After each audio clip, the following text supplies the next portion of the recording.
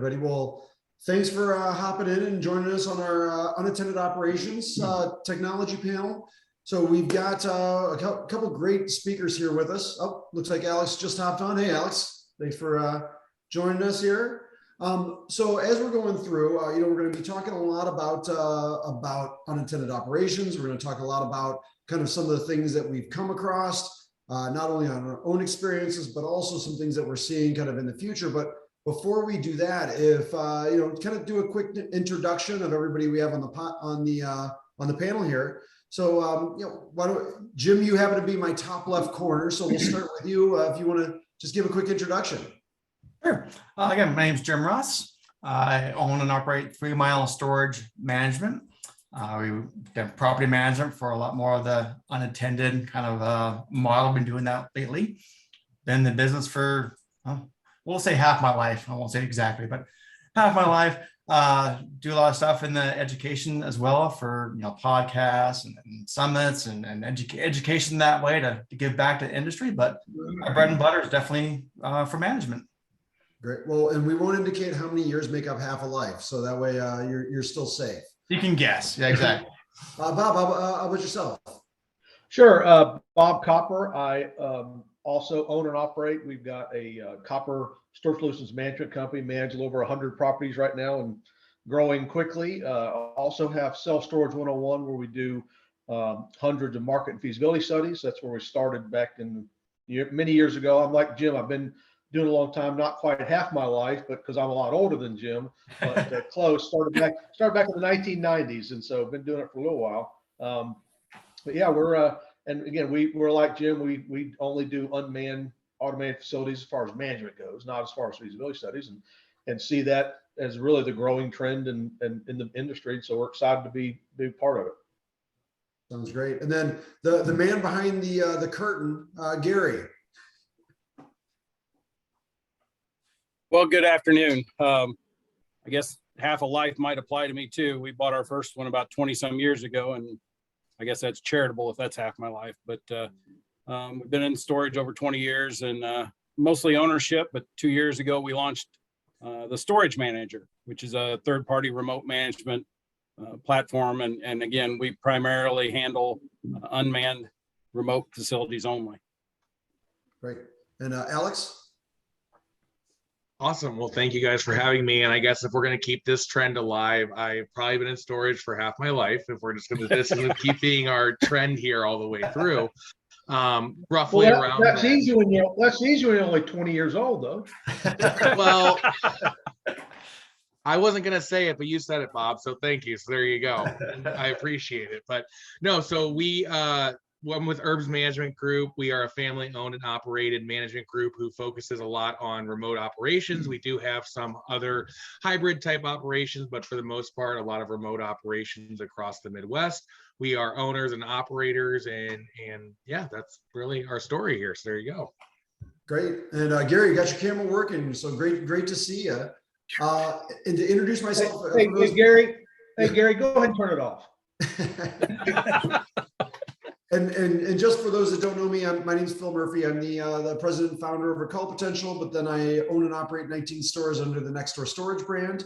But we've got a great panel here. We're going to go into a lot of information, but just to kind of go over a couple different things, we like to keep our sessions collaborative. So for those that are on, you'll see whether you drop it into the chat or you drop it into the Q&A. If you drop it in the Q&A, that's probably the easiest way to do it.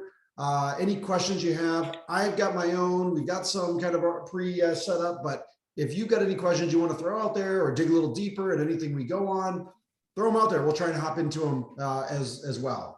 So that being said, why don't we start off with, we hear a lot of names. We hear a lot of different ideas. You got unattended, you've got unmanned, you've got virtual, you've got all these different things that people are calling it. But what does it mean in your operations to take this unattended, we'll call it operations? What's different about that from what might be a more traditional operating model? Bob, why don't we start off with you? Well, sure. In our case, I've been saying in my feasibility studies, thousands of them over the years, And still say today, you have to have great management to be successful in self-storage. But what I say is, and more, I say it more often than not now, is they don't have to be sitting behind the counter at the storage facility. They still have great people answering the phone, taking care of customers. So when we call it, whether it's unmanned or virtual or automated, whatever version you want to call it, it all boils down to the fact is we run our facilities like all these guys do without having managers actually sitting there all day behind the counter. We have other people managing those facilities, usually in a call center environment in our case. And we have found that to be a more effective, efficient business model instead of, and anybody that's been in the business the last 2 years knows, having people sitting there on site has been the most difficult part of our business the last 2 years, and doesn't seem to be getting any better. Of finding people that will work and show up every day and do that. And then when those people are gone, you got to replace them the next day. Where in our environment, just like these guys, you don't have to actually replace anybody that day because your business isn't dependent on somebody sitting there behind the counter all day. Sure. Anybody have any other kind of takes on the kind of what that means to you guys or things you've come across? Yeah, I'll jump in real quick. Just a quick side note. So you just started about what terminology becomes unmanned and remote and all that. Put it in the chat so we can finally agree on a stupid terminology for what this means. What do you like to hear? Is it unmanned, unattended, automated? I don't know. I want us to all agree on one terminology and stick it. Good luck. But is it potato or potato? Exactly. In a nutshell, I just look at it as I focus on areas of excellence. For like the call center, that's their focus. Doing the sales presentations, doing the customer service, that's the aspect of it. So much more efficient. Then your next aspect, you're looking at separating responsibilities is that boots on the ground, doing the maintenance. That's their zone of excellence. Then you have your management, whether management's overseeing it or owner managed, whatever, is kind of putting all the pieces together. I've just found when I looked at separating those areas out like that and kind of focusing on their areas of excellence, it's a good way of looking at it when it comes to these again, let's get the terminology going here, but unmanned facilities. It works out great that way. Well, it looks like remote managed is certainly taking the chat votes by storm. But Alex, a question for you then. We've kind of talked about what that means. When you're going out there and looking at property size, many, as we've all established, all of us have been working half our life in storage, which I don't know if that's a good or bad thing, but we've been here half our lives. Early on, unmanned was that small property aspect. Are you still seeing that continuing to be the case, or what sizes does it work, or is there a point where it doesn't really work that you found? Yeah, I think, again, like you said, it's over time, this has really evolved. Our company started based on kind of what I would call these smaller unmanned facilities, which was just used to always be such a normal term for just small facility, maybe less than 200 units, maybe a, random location, I would say, maybe secondary market, tertiary market. And so, that, 5-6 years ago, that was kind of normal to run those smaller facilities like that. But even in the last few years, you've seen this shift to the size of the facility. I'm not going to say it doesn't matter, because I don't think that's fully true, but you can take this automated factors and this remote management style and apply it to a lot of facilities, like up to 600, 700, 800 unit facilities there. It just comes with its different challenges when it gets to different sizes there. So Jim just kind of mentioned it before with certain areas of excellence here is, you may not have it that it's completely remote in the traditional sense, or it may be that you need some kind of on-site boots on the ground that's there more often, maybe 20, 30 hours a week for these very large facilities, but they're not doing the traditional role that a property manager would be. So they're not doing sales, they're not doing this, they're just going in, they're cleaning units, they're turning over units, they're cleaning the property, doing property checks. So the job expectations and the expectations that they're having are going to be different than just saying, okay, it's a 600 unit facility, here's a property manager, and you have to do auction, sales, cleaning, maintenance, and everything. Now you're seeing with remote management, we can really take this scale and say, hey, we got a great call center that just focuses on sales. Now we have a great call aspect that works on boots on the ground. So I don't think there's a certain size issue. It's just I think people think I can get to 1,000 units and do it remote. Well, no, there's still going to be a payroll. There's still going to be certain things that you need to have happen, at least if you want to be functioning at a high level. It's just the job expectations and duties for that person are going to change. So that's my opinion on it, at least at that point. Sure. And then how about you, Gary? If you kind of found there's a sweet spot, one of the, Aaron had written in, what's the ideal size for unmanned units, rentable square feet? Or have you found there's an ideal, or it's wide open? No, I'm going to find myself agreeing with Alex completely. There's always that role for somebody to be somewhat of a janitorial service, but the management can be done anywhere. We just started leasing up a almost 700 unit facility in Iowa.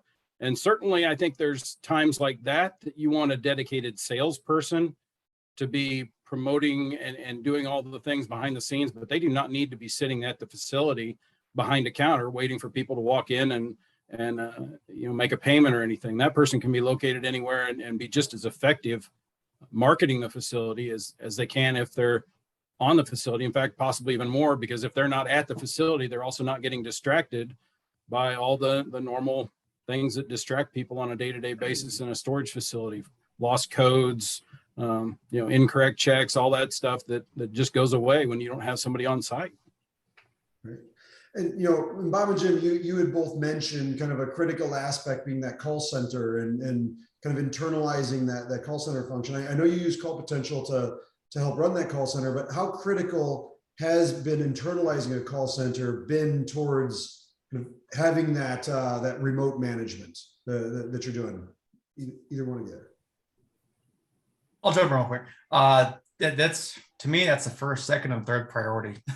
You're nothing without a good call center, people that are taking that call. Because as much as we wish that it was just go to the website, cool, rent the unit online, and then you don't ever hear from them, the customer. I would love that, but that's not the case. Or it's still, 70% are still, that's my scientific number, but 70% of people are still picking up the phone, giving that consultation, going through that, finding the right unit, and then doing the full walkthrough of, renting the unit over the phone, helping them out.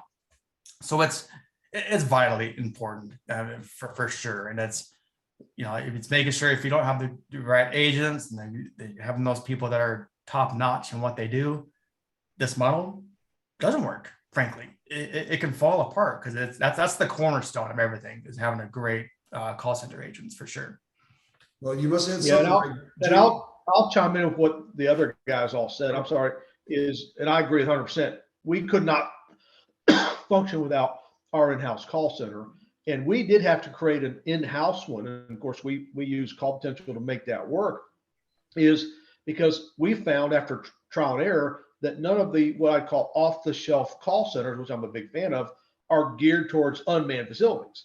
They only take inbound calls. Somebody's still got to make past due calls. Somebody's still got to handle the auction process. Somebody has to handle the overlock process. So, and we actually, and while the environment is a call center environment, we actually call our agents property managers, because they really are property managers instead of call center agents, because they are managing the property as opposed to just taking calls. Again, they're not sitting behind the counter, but they're certainly managing the property in the same way, doing a lot of things, same things, except they're not sitting there.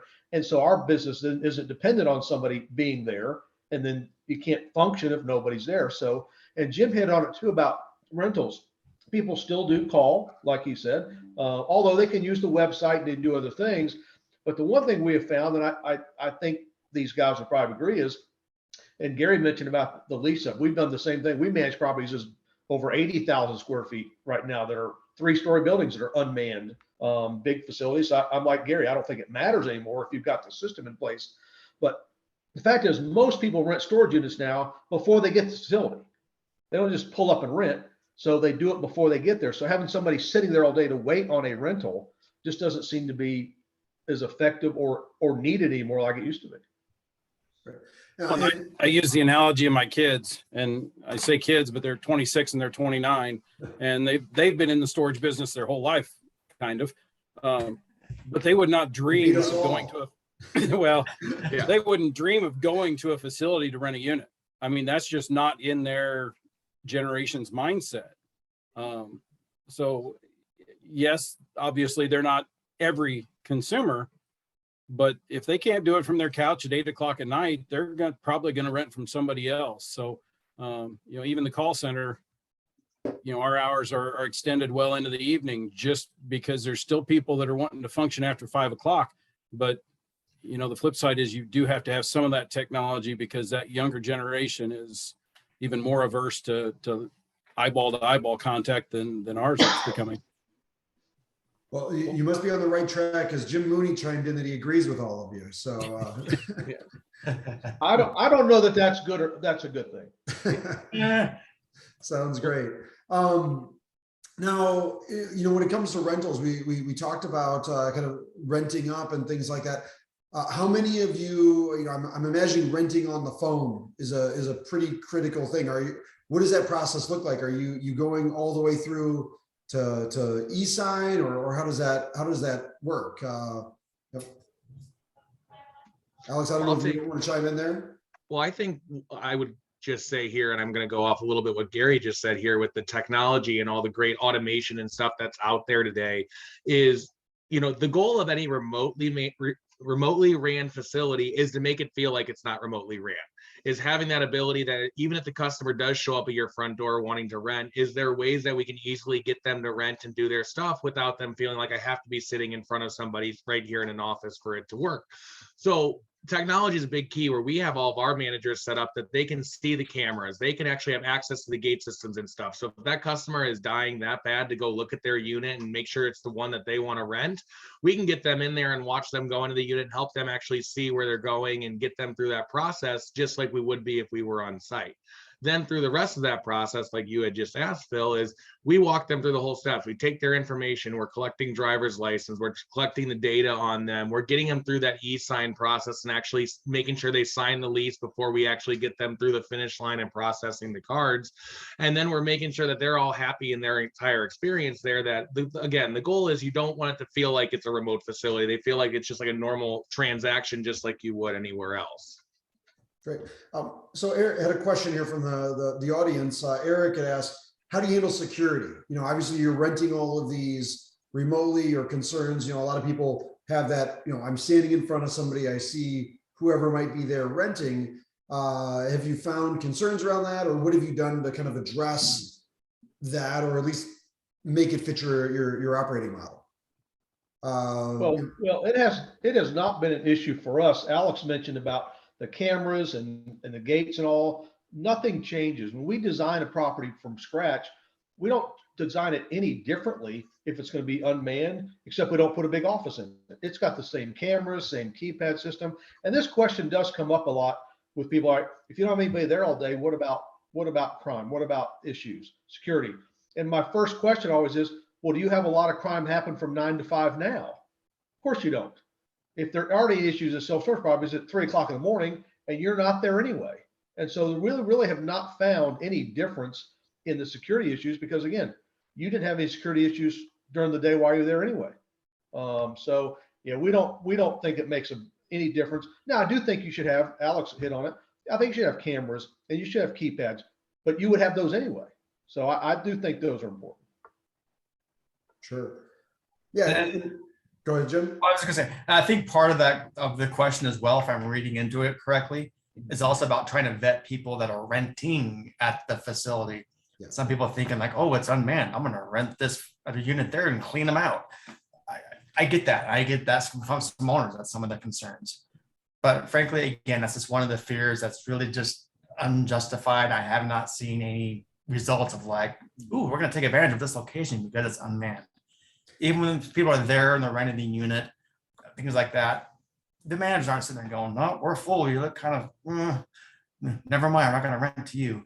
They start renting the unit. So I haven't seen that correlation at all. And that's what I've heard as well is that, there's not really a noticeable change in kind of in my own properties. With 19 stores, I have issues where somebody will have a break-in or somebody will come in and fill a unit with something I don't want or different things like that. It hasn't necessarily been stopped because there's a manager on site. So, have you found frequency of those situations has changed because of the remote management or no? Nope. Welcome to storage. It happens. And I haven't seen a correlation make it having it being worse or better. It's kind of just been the same the way it's always been. Okay. Something I always recommend, whether it be a management company or anybody else, if you do an online move-in, online or remote management or doing those move-ins doesn't just mean they signed up and you never talk to them ever again and you're completely done and that's it, like that. Verify your move-ins, talk to them, make sure they know how to get in the facility. Maybe they're moving in this weekend, talk through that. And usually as soon as your managers are checking on their facility and they go and look at an online move-in and they see that the address is 1, 2, 3, 4, 5 Happy Street or something, like, it's probably not a true move-in or something, you can lock them out of the gate there. You can do some, like, until you can verify what's going on and know if there's something issue, force them to call you if you really feel like there's a security issue on your property like that before you go, if there's really something that seems off in one of these online move-in processes, but verify your move-ins. Well, the other thing is keep in mind with online move-ins or remote move-ins is they're almost all credit cards. And over the 20 some years I've been doing this, when people give you a credit card with their name on it, it's like leaving their ID behind.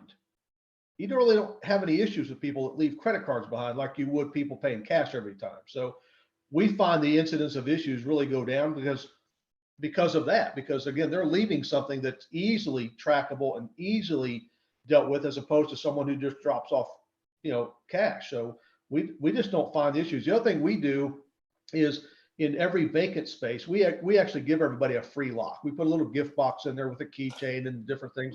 Give everybody a free big thick disc lock. Even the most enterprising meth head is not going to go through there and cut off a bunch of disc locks. So there's things we can do. There are things we can do to deal with that just don't mean you have to do a lot of things different.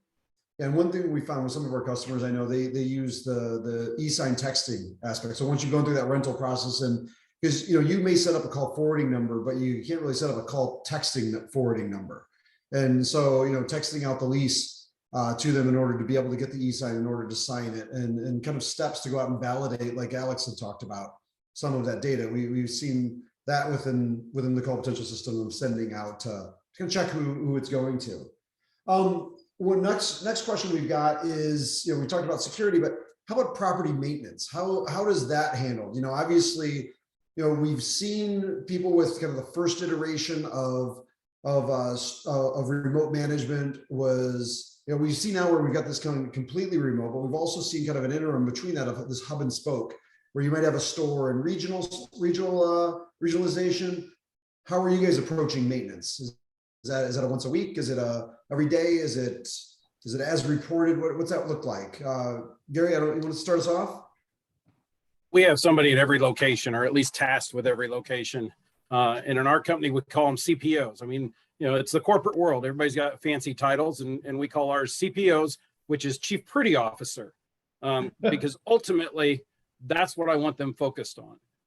Is making sure the facility remains pretty and attractive to somebody driving by, somebody pulling up to rent for the first time. I want them to say, hey, this looks pretty nice. So that's their job. How often they're there depends somewhat on the size of the facility, the location, the area. At least once a week. Many of them are 2 to 3 times a week. They've got varying responsibilities. Some are capable of more than others. They're all part-time workers and come with them strengths and weaknesses. But that's their general role. And if it's something above what they can handle, if it's above a couple of McDonald's bags rolling around in the driveway that they can pick up, or some weeds to spray, they call into our team and work out. And if it's somebody that was driving a U-Haul for the first time and managed to cut a corner a little sharp, that's going to be escalated outside of our team. If it's somebody left a mattress behind, then that's just, the CPO coordinating with some local resources to get rid of. So, it depends as far as the response, but that's how we handle it, is that CPO tasked with a facility. Great. Anybody else do anything different or things around there? How about the lien sale? We had a question from, an anonymous attendee, it looks like, but is your lien sale in a similar fashion with kind of those chief pretty officers. Exact same, you know, they're given a list of units to record or take pictures of, and they process the unit for sale, just no different than if they were a full-time manager working their 40 hours. Okay, great. We had another question too, in terms of the call center side of things. Well, I guess I'll open up to anybody.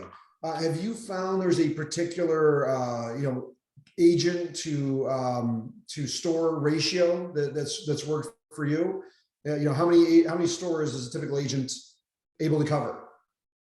Or what factors impact that? I imagine size and volume are some things there too. Yeah, Well, go ahead, Bob. I was just going to say that has been, first of all, one of the more frustrating things of getting this is getting a call center to do it because of what I mentioned before. So bringing our own in-house, but we have found that you need a good number of stores to get to the point where you can have your own, because it's not a one-to-one trade. You can't have one property and one call center agent because that person can't cover enough hours. So you have one store, you're gonna have to have 2 or 3 people for one store. But by the time you get to 100 stores, it's less than one-to-one because there's coverage. So if you have one store and you don't want to use an actual call center, you're probably going to go where you've got someone who takes calls, some hours a week that does things. But a lot of that's going to be voice, answer machines are going to return calls because they're not going to be able to cover the property 12 hours a day, 7 days a week, unless you get 2 or 3 people per store. So that's why most companies don't have their own call centers. It's just too big, a big investment in a lot of things. But one is the people, because it's not a one-to-one trade at all. Have you found, technology such as like pay by phone and call routing and some of those other things have impacted that quantity of agents you need for a store? It definitely has. And we implemented, of course, a lot of those things with you guys, where it's allowed us to grow, add more stores without necessarily adding more agents, because doing some of those things like pay by texting and other things, we've even implemented again through you guys, where if people want to call in and make a payment and use an agent, we charge for that, like $5, $6. And that has cut down, because when you have 8 other ways to pay, actually talking to a human being just to give them a credit card should be the last thing they do. And so that's helped too, Phil, is implementing some of the things that by you guys' suggestion, by the way, and that has helped us grow without necessarily having to add more agents. Yeah, and we've seen that a lot, where people take the high cost items, which are most expensive resources, which is why we're all here talking about unmanned, has typically been the people running the show. And so adding a fee to be able to have that human interaction gives them an option without cutting out choice. Jim, I think you were about to say something in terms of agents per store, or how you're looking at that. Yeah, I mean, just a rough figure. This is what I've been finding is one agent can handle about 8 stores. Okay. So again, this comes back to the scale thing. It's like, if you don't have 8 stores, it's kind of hard to have your own call center. You're going to have to hire that out. You can utilize another company to help you with that plugin. So that's just kind of what I've seen for a rough number for everybody.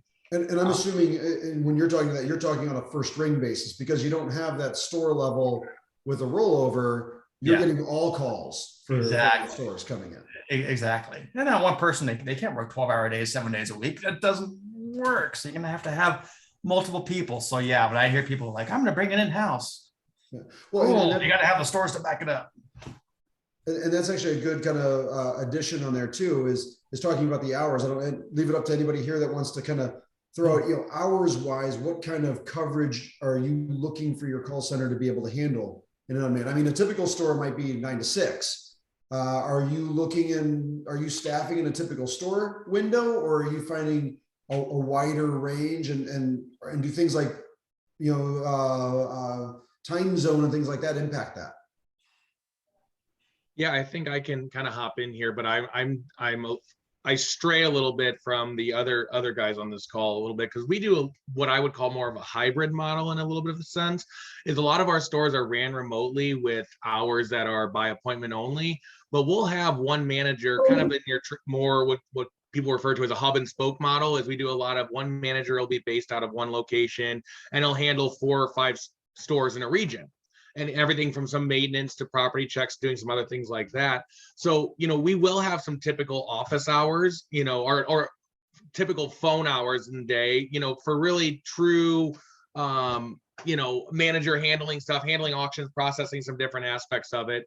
Then outside of it, we do use some other call center services, and we like that we have coverage anywhere from, till 6 p.m., 8 p.m. in some cases, and sometimes we get the early calls. So we have some earlier staff that comes in around 8 a.m. and stuff. So, I mean, for us, we've liked to see, phones between usually like 8 a.m. till 7 or 8 p.m. and that's central time zone. So we're lucky we're all in the same time zone. So I'll kind of give it to the other guys to talk about their hours and what makes the most sense here in different time zones. We handle a pretty similar schedule to Alex. We are 8 a.m. to 7 p.m. 6 days a week. And then we throw a few hours in on Sunday morning just to catch a few people. But we do not adjust for the time zone, and we've gotten away with it working East Coast and Colorado both. But that's just where we kind of sit, that 8 to 7 mark. But that gives us 70 hours a week. And for some of those people that in their mind, they still need that traditional in-house person. It's like, okay, but I'm answering the phone 70 hours a week and your person isn't, because my people are truly answering the phone 70 hours a week. They're not also going to the bank, doing unit checks and everything else.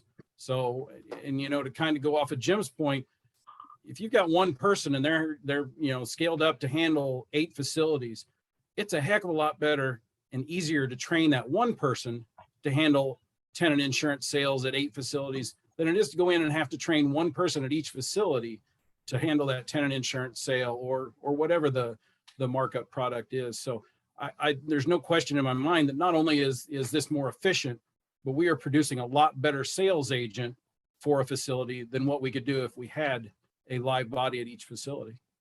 Well, Gary, ahead, I was going to mention that you mentioned it too, is don't you find, and we have found, I'm sure all these guys have, that you can hire and train a better level of person in that environment than we ever could at the site level. I mean, because think about it, your call center agents or whatever you call them may answer the phone 40 or 50 times a day and do things where the typical self-storage manager might get one chance a day to run a unit. And so it's very difficult to train somebody to do something that they do so rarely. They just can't ever be good at it.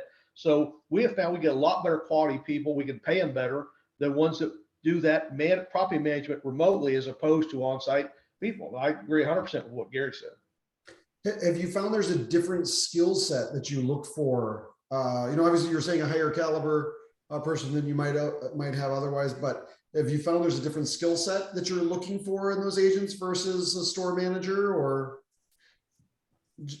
Jim or Alex? Well, I tell our folks, I only have one requirement, one aspect of what they need to hire: someone who can smile and is engaging with people. Because everything else, and I thought that when I used to have on-site managers, because I can train anybody to take a payment, but I can't train people how to be nice and how to be engaging and how to be friendly, because the friendliest person in the world that does this, even when there are mistakes made, it's not the end of the world. But you get someone who's grouchy and not friendly, every mistake is blown out of proportion, and they can ruin your business. And so whether you have on-site managers or off-site like we do, hire friendly, outgoing people. We can train them to do everything else they do, but we can't train friendly and outgoing. I've always Still remember, I spent a couple decades in the insurance industry, and I still remember the first person that I hired and was talking to, and I told them to smile when they answered the phone, and they looked at me like I was just dumb. And you can tell, and no comments, Jim. No, you three just be quiet. But you can tell if that person answers the phone with a smile on their face, everybody knows it. And absolutely a great point, Bob. Well, and Phil, you just mentioned with the hiring process, go with the most basic stuff. A lot of your interviews probably start off with a phone interview. If you're hiring for a remote person and the phone interview is not going well, if you think it somehow is going to correlate after you get them in there in training, probably isn't going to, so that's just right there. And you can kind of just take right off the bat is you're not so worried about that in-person interview in some cases when you're hiring for more of a call center agent or an at-home and, work from home employee or something like that. You're looking for how do you present yourself in a phone fashion? How do you present yourself in, a virtual call like this? How does that all go over? So there's kind of some different characteristics, I think, when you're looking for an employee versus, how do you present yourself even on site? Because the presentation is very different in this day and age now on what you're looking for in your business. It was interesting. I was Alex and I were both just at the Illinois show last week, and the CEO over at Extra Space was up there talking about their call center. And when they pre-COVID, they were 100% in office. The big typical room you'd expect of everyone there, and everybody was in Salt Lake. So it was all local, but then when COVID hit, they distributed. And now I think he said over half of their agents are not even in Utah that's out there. Are you finding your agents, do you have an office they're in? Do you find just kind of like your facilities, they're also remote? How far flung do they go? Yeah, currently, like speaking for me, they're all remote. For sure. Again, you're catering to how people want to work now. And people don't want to be forced to be in an office if you have that availability to be able to offer remote. And as long as it's not being noisy, kids in the background, stuff like that, you have to have certain parameters in place. But that's why I've been hiring for remote. And again, I can find high quality people being flexible that way. Yeah.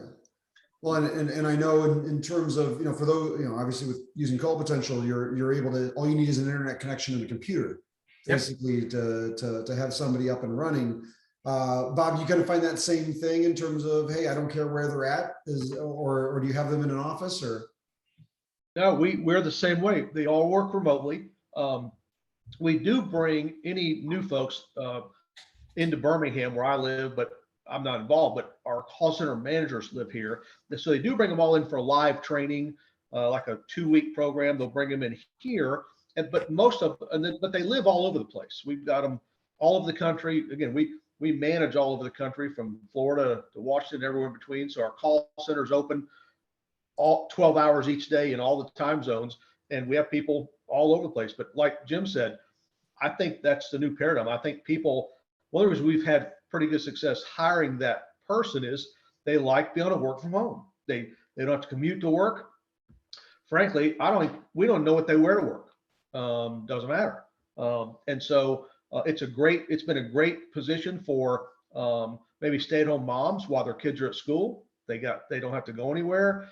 We've got retirees that work. We've got young folks that work that like to work till 12 o'clock at night.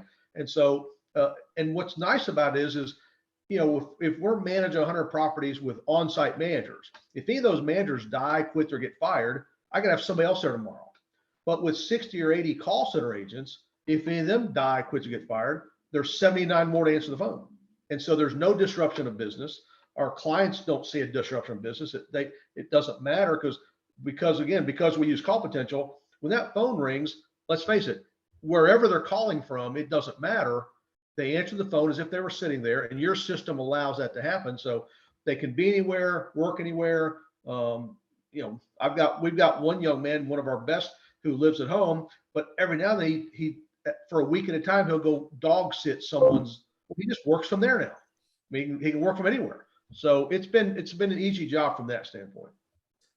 With remote managers, obviously with a manager that's on site, they know the product, they know the facility, they know everything there. Bob, it sounds like you bring people out to Birmingham to kind of get them familiar with some aspects of it. How for some of the others, how have you handled them being familiar with maybe the different aspects of the facility that they're renting from, or kind of familiar with maybe the location or area? Are you finding technology helping kind of bridge that gap? Are you having them go out and visit sites? How does that come together? Anyway, I'll jump in real quick. Yeah. Again, pictures, video, all that. It's very, very important. The agents who are taking the calls for that particular site, they got to be able to have pop-ups, be able to see what that location is, because again, we could all say at storage, we rent there. It's not that complicated. Each site's different. Each site is funky. Each site has its own little things that's going on, whether it's how to get there or when you actually get to the site, where are things located, that kind of stuff. So it's so vitally important to have great pictures, video, documentation, notes, things like that. So that agent can very easily, act like, hey, they are the manager, because they are, for that site. Like they're right there at the location helping one-on-one. So that's So making sure that software, whatever they're using, has as much information as possible for them to know.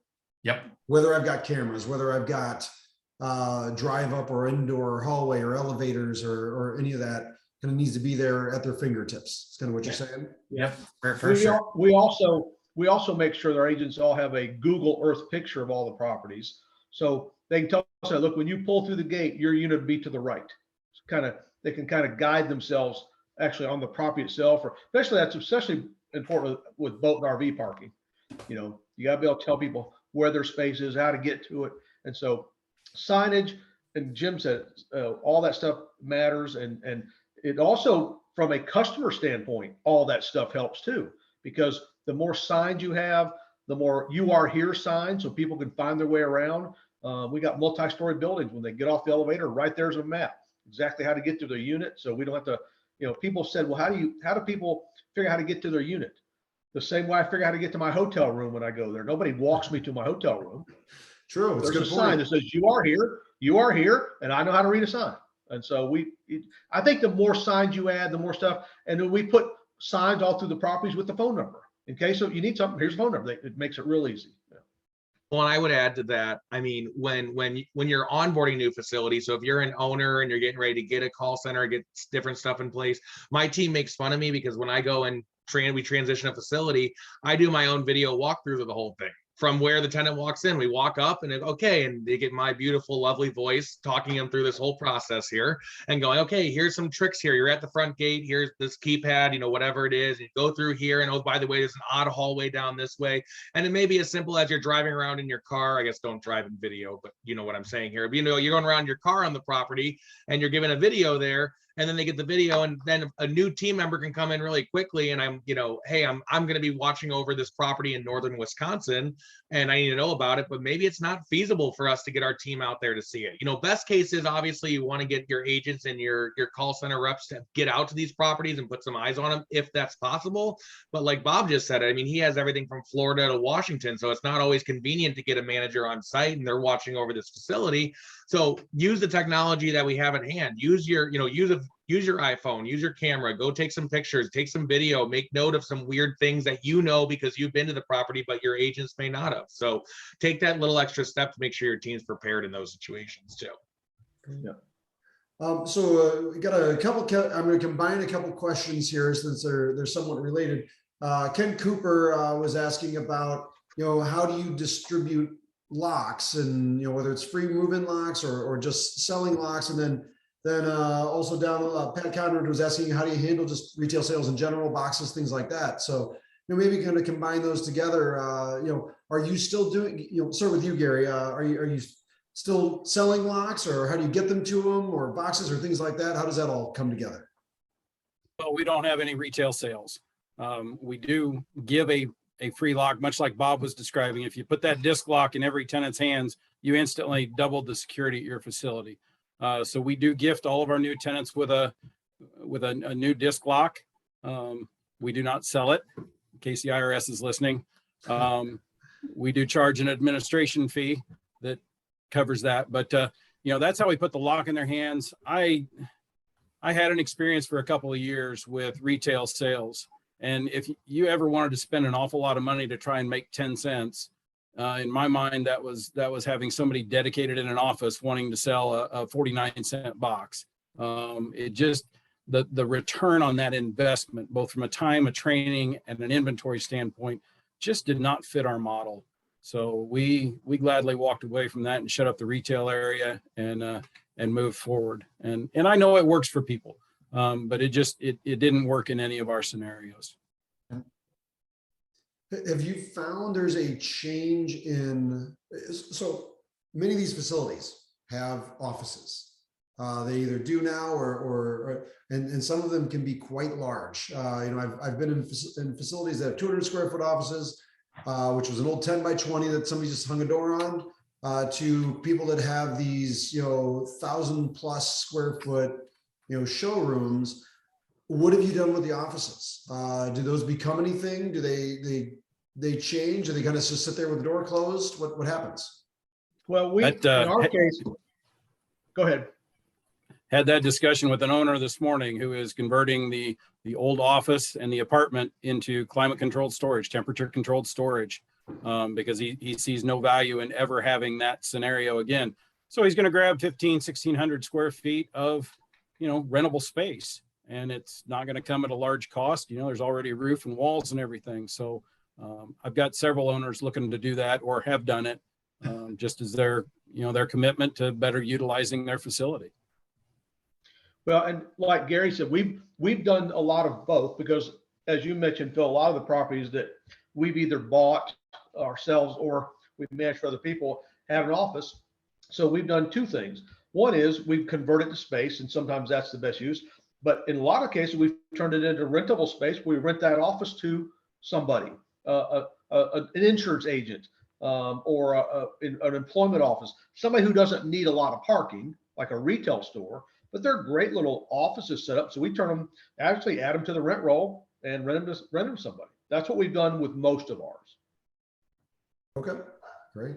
Yeah, no, I had an old office. I did that too. I rented it out, and hey, they're basically another unit in my property management software.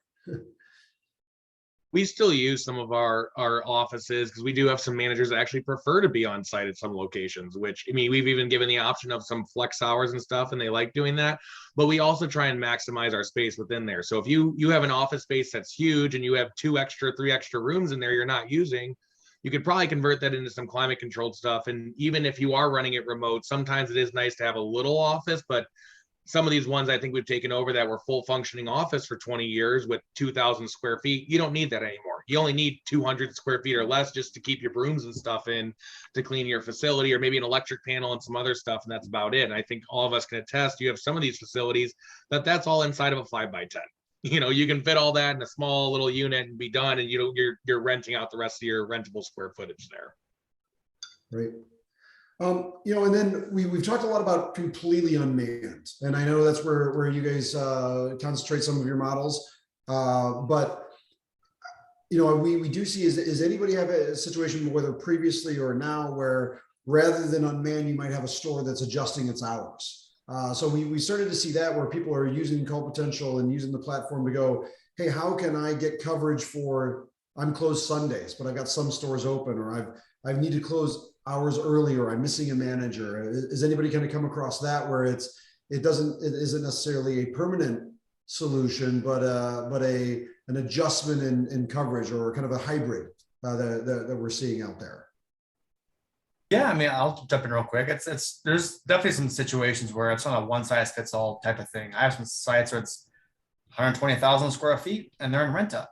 I'm not fully comfortable doing a fully 100%, unmanned property there. I'm kind of waiting until it gets up to stabilization, and then cool. Now we can start taking it back and running it more automated.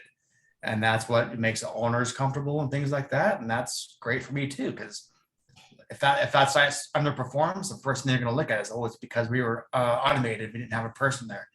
So it's kind of their comfort level. So for a lot of times, the bigger facilities, I wait till they kind of get stabilized, and then we can do the automated model. It tends to work out really well that way. But there's always kind of a good blend between the two. And then we had one clarification or one additional. Megan Miner had asked, how do you gift the lock logistically? We're giving it away, but how does it physically get to the customer? Well, the way we do it is our on-site people. Yeah, Jim's showing one thing. Our on-site people have a supply of locks, brand new, still in the package locks. And so when they visit the property and a unit's been vacated, they clean it out, put a new gift box in there again with our locks and the hand sanitizer keychain, and put it in there, and then close that door and put a yellow seal on it. And then we explain to the customer, hey, your unit's ready to go. Just snap that seal off of it. those yellow seals also make it easier for our on-site people to do a walkthrough. If you're walking the property and you see yellow seals, you know that unit's already clean and ready to go. If there's no seal or no lock, you need to figure out why. It just makes it easier. But that's how we quote dispense them, is we just set them in the unit itself, and people know when they get there, they have a free lock. They don't have to worry about bringing one. They don't have to worry about buying one on the way. We've never found, like Gary, for 20 some years, I've never found where we made enough on merchandise sales to make it worth the hassle ever. I've seen people that put in vending machines for locks. You will never sell enough locks to pay for that vending machine. Just again, we buy so many of them. We buy them for $3 or $4 a piece, brand new disc locks. Just give them a lock, charge admin fee, like Gary said. But that's how we do our locks. Is our folks, on-site folks, leave them in the units themselves. Whether it's a gift box or bag like Jim has, or just the lock itself, just leave it in the unit and then secure that unit up. We had another question, kind of a more general question, everybody. Carrie Ruckert was asking, what has been the biggest challenges you've had to overcome? Maybe you foresaw or didn't foresee as you were kind of coming into unmanaged, or not unmanaged, sorry, remote managed. You asked for a new term, we gave it to you, and you still won't use it. You know, I'm an old dog. You can't teach me all these new tricks.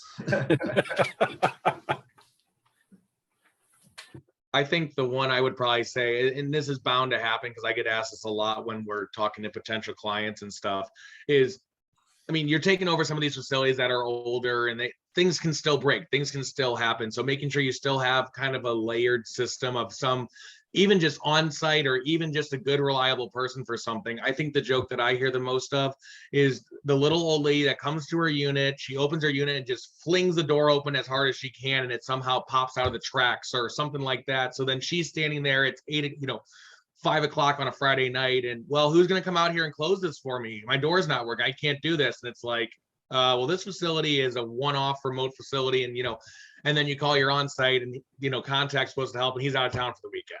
So it's kind of having at least a few layers or a few backups, because you never know what could happen, because things are bound to happen where it does need some immediate stuff, and then they're screaming at you because they popped the door out of the tracks because they didn't take it. It's bound to happen still, regardless. But that's even if you have a manager, because again, if you had an on-site manager there, they work 9 to 5 and they're out of town already. I mean, it's the same exact thing that could happen in that situation too. For us, the biggest challenges have been if we buy a property or manage a property that has had an on-site manager, is setting new customer expectations about what's going on now.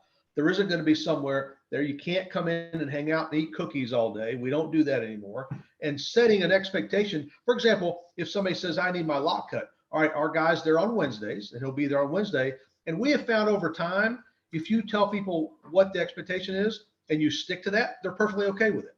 But when you do everything at a moment's notice, because that's what customers expect, that is a hard thing to overcome. We've also taken over some properties that had a large percentage of cash payments. Well, that obviously is no longer. So what we'll do for the first month or two, we'll leave up like one of those little real estate boxes up with some prepaid envelopes for people to just throw a money order in there and get it to us. Of course, over time, that goes away. And then thirdly, I would say is just, again, because if there were managers there, is transitioning over what's going on of how we ran our properties. For example, we bought a property where the manager had already decided no one has a debit card, no one's going to pay a late fee, and nobody's going to pay on time. Well, in her mind, that was true. And so, the minute we didn't keep that manager, we had to start getting customers used to the fact that, by the way, none of that's true. We are going to charge late fees. We don't take partial payments. It turns out everybody had a credit card, and everybody's on auto debit now. So just that kind of traditional stuff. And again, sometimes we'll buy a property that's got a lot of boat and RV that isn't well organized or numbered, because the manager knows where everybody's parked. Well, you gotta start getting that stuff organized, because no longer does that operate. So, but a lot of the same things we deal with transitioning to automation, same things we transitioned when we bought a property with a manager that was not well managed. A lot of the same issues you just have to work through, but I think it's all been worth it. I'll put it that way. Okay, great. Jim or Gary, anything to add on to there and kind of the unexpected lessons learned? No, just kind of reiterate what Bob just said, is really it comes down to, it's not so much the new customers coming in because they don't know any better. If you're automated, you're renting the units, that's fine. It's the current customer base when you're changing things midstream. That's the biggest thing, and it takes a few months, frankly, of kind of retraining and showing them, no, this is everything's on auto pay. You can't just come and pay cash and talk to the manager for 2 hours and be the the bartender and telling your life story. Yeah, we don't have that anymore. So it's really that, just doing that transition for a few months of the new way of doing things, of kind of getting that pushback from current customers. But for the most part, yeah, after that kind of a few months of the learning curve for it, it's sunshine and roses. After that, everything's fine. But there's definitely a learning curve the first few months for their current customers. I'd say there's a little bit of a learning curve for the owners as well. Because if you've had self-storage and you've had a manager on site and you transition to a remote managed facility, you're not going to get the same feedback from the facility as what you had when you had somebody tasked with being there 40 hours a week. The CPO is going to report that there was a mattress and some junk left behind in a unit. What do you want to do with it? And you ask, well, how much junk? 2 days later, they go and take a picture of it and get it back to you. There's not an instant 10-minute later feedback. And that's the way a lot of things work. It is a little harder to get gate repairs scheduled and everything when you've got to coordinate with essentially a third party that doesn't, work at the facility all the time. But, it's all about, the P&L statement, right? And, isn't a little bit of that delay worth it when you look at the savings that you potentially get from hammering the payroll component from the P&L? And ultimately, that's what we're all here talking about. Because in the self-storage industry, there are only so many expenses that you can control. I haven't had much luck controlling real estate taxes or anything like that, but payroll is one thing that we can try and manage around. And that's ultimately what has driven the interest in the remote management. Certainly nice now with the labor market that we're not hiring near as many as what we would have to. But ultimately, you have to remember that it's about profit and loss and not necessarily the speed of answering some of the questions. So that's been one big adjustment for a lot of people that we work with, is just coming to grips with the fact that it is remote and it's not a full-time manager sitting there playing solitaire on the computer waiting for you to call and ask them a question. Great. Well, hey, we are getting to the end here.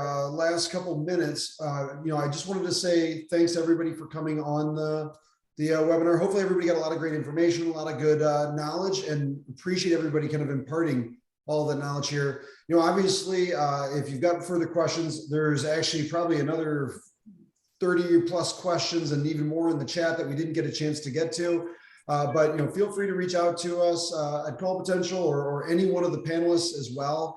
If you're interested in kind of how they're doing things or running things, but then also from CallPotential, more than happy to walk you through how our technology has kind of helped with different operators being able to kind of make their way into that unmanned side of things. But really appreciate everything. And thanks again for hopping on, and especially thanks to the panelists for being part of this. Sounds good. Thanks so much. Thank you for having us. Thanks, everyone. Thank you, Phil.